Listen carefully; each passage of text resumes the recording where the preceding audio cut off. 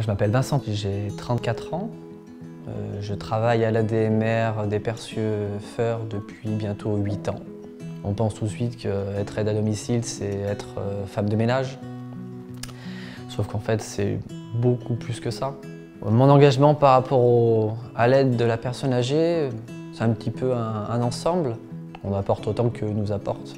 Ça va faire 3 ans que je suis référent polyvalent à l'ADMR de Feurs. C'est-à-dire que je passe souvent mon temps au bureau pour essayer de trouver peut-être des solutions avec des clients. C'est également accueillir les nouveaux salariés. Moi, ce qui m'attache le plus dans ce métier, c'est de savoir qu'on est là pour une chose importante, c'est que la personne puisse rester à son domicile le plus longtemps possible.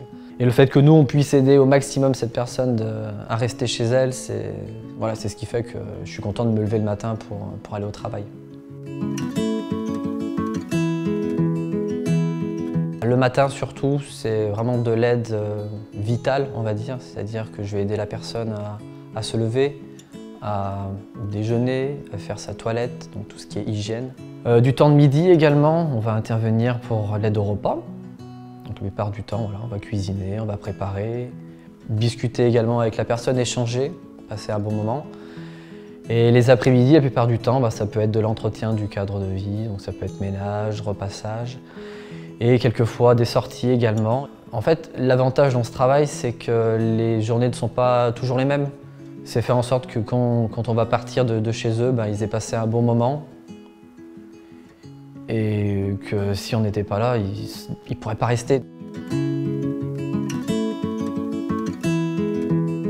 Alors c'est toujours difficile de trouver la bonne distance avec les personnes chez qui l'on va. On peut se comparer un peu à des éponges émotionnelles. C'est-à-dire que nous, on reçoit beaucoup de bonnes ou mauvaises ondes de leur part et notre rôle à nous, c'est d'essayer d'en tirer le maximum de positif, d'essayer de rassurer la personne.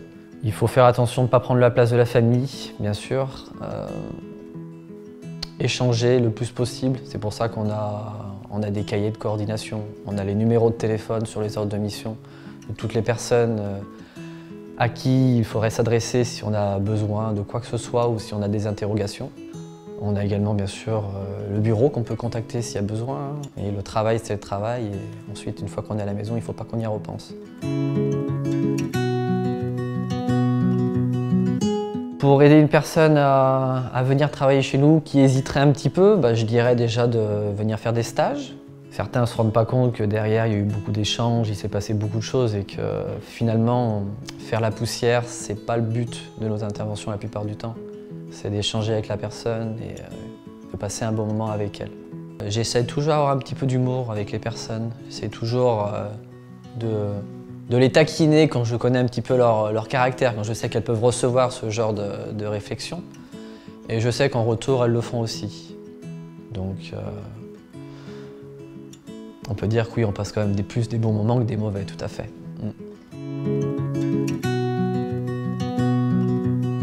Alors, être un homme en tant qu'aide à domicile, c'est vrai que quand j'ai commencé, les premiers clients qui m'ont vu arriver se sont sentis pas gênés, mais interloqués. Beaucoup me demandaient, mais comment ça se fait que vous faites ce métier? C'est un métier de femme. Et je leur ai expliqué qu'en fait, il n'y a pas de métier d'homme ni de femme. Tout est métier de passion. Et ma passion, c'est d'aider mon prochain et d'aider les personnes âgées. Aider, c'est mon métier, non, c'est aider, c'est ma passion, plutôt. Voilà.